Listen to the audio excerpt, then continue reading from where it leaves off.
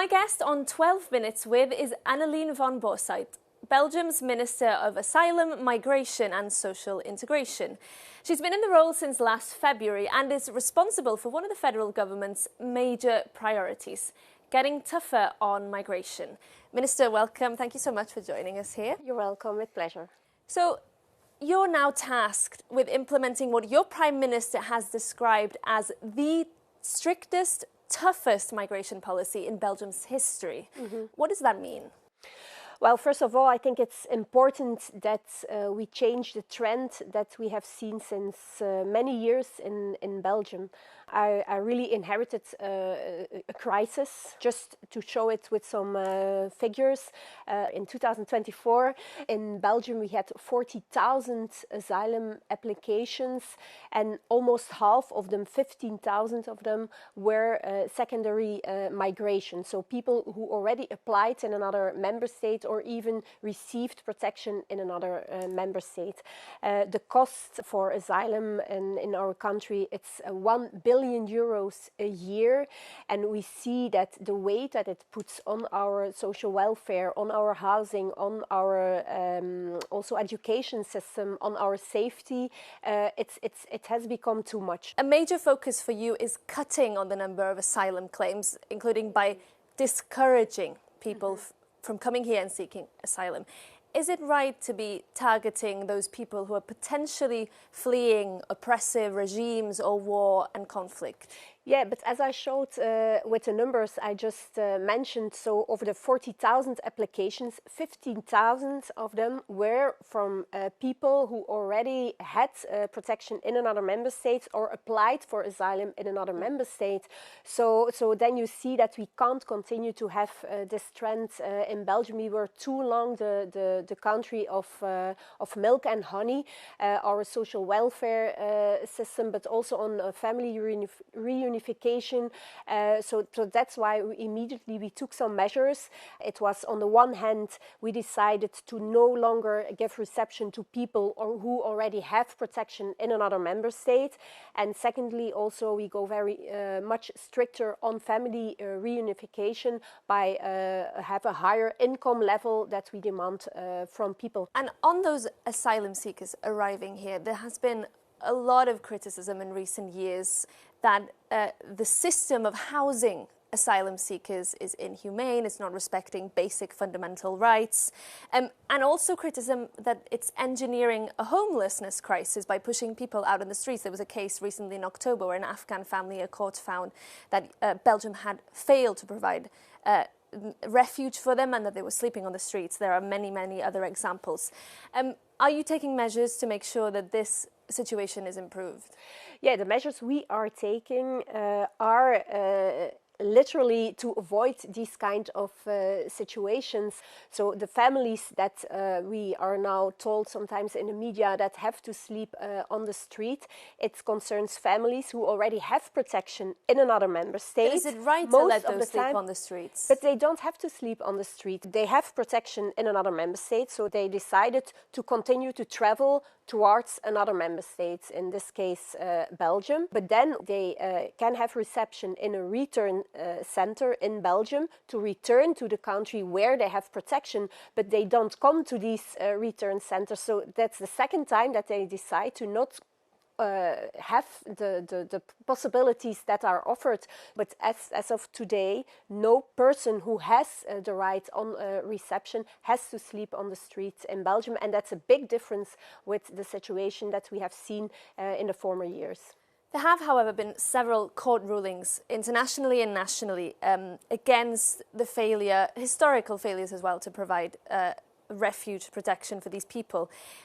Do you accept that there has been irregularities, legally speaking, in the way that this policy has been carried out? And is that acceptable to you? Well, we don't do anything that we can't do according to European law.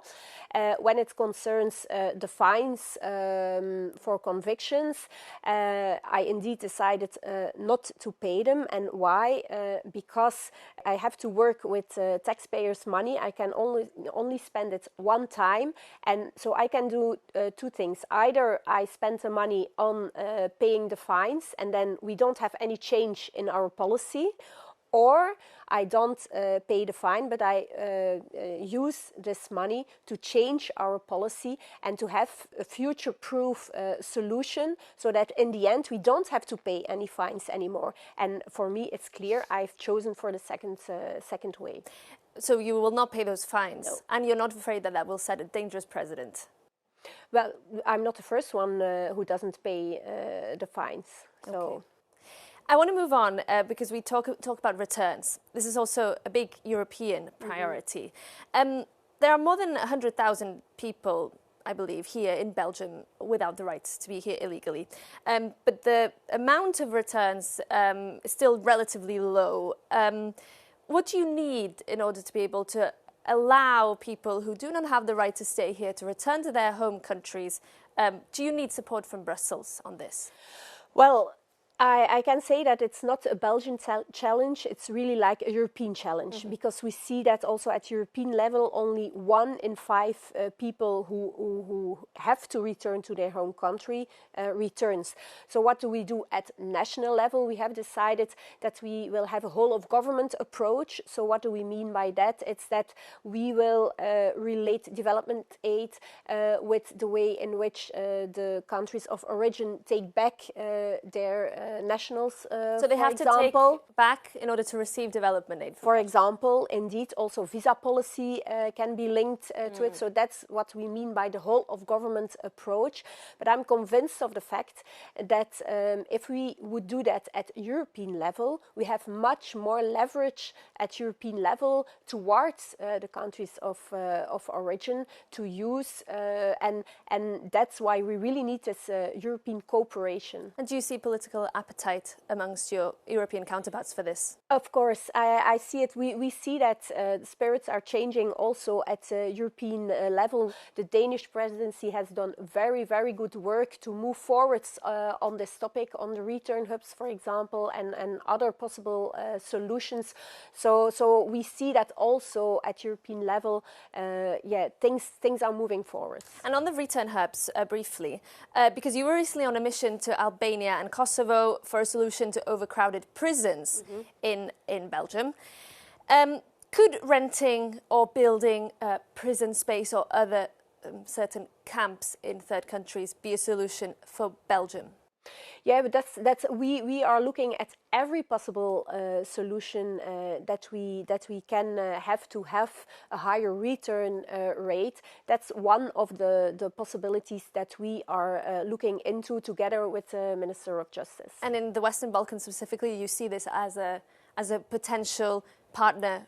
We have been there, we have spoken with the responsible ministers, but maybe in future there will also other possibilities or countries. So what we are looking for with the prison capacity in other countries, it's about for people who are now in our prisons and who should be and who we want to place in a prison, for example, in another country.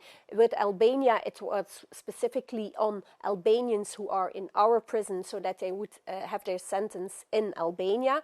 For Kosovo, it was for people who are in illegal stay in Belgium but in our prisons, because 1 out of 3 people who are in our prisons are people in irregular stay, illegal stay. So you're not considering return hubs for people here in an irregular situation but have not committed crimes?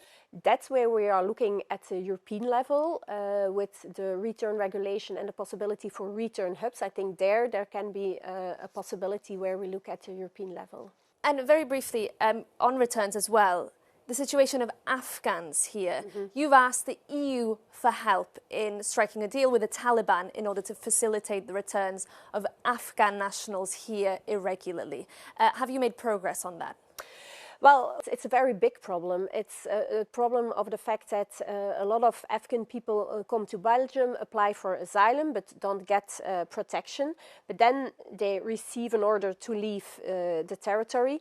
but there it ends. We can't have any forced returns. Why? Because you are dependent of the country of origin for ID documents, for example. So we are in a limbo at the moment. So I wrote a letter to the European Commissioner. It was subscribed by 20 other member states. So I think the signal is very clear. The Commission has told us that we will take steps. We are looking now with the European Commission how we can move forward on this subject. But if there were a deal with the Taliban in order to facilitate these kind of returns, would you be willing to send women and children back to Taliban rule? Yeah, but that's something that is always said. But we are not sending back people who got protection in our country, and I can be quite reassured that women who fled for the Taliban regime won't be sent back because they will be the persons who got protection. Final question. On the European level, we have this new pact on migration that is meant to enter into force in June this year. Do you think it's going to make a difference? Well, I hope it will make a difference, but the success of the pact will depend on the way in which countries are getting into their responsibilities that are in the pact. And I think in Belgium we have done more than our fair share. The fair share for Belgium, it's around 3.5%. We were until now in the top 5 of asylum applications in Europe. So we have done more than our part. So that's why we choose to pay instead of receiving people. Are you concerned that countries such as Hungary and Slovakia could just flout the rules and completely undermine the whole thing? Well, I won't decide for other countries. I know what we will be doing. I've always told also to the European Commission that Belgium will be a loyal partner. So now we will see in practice how we will move forward. Minister, thank you so much. You're welcome.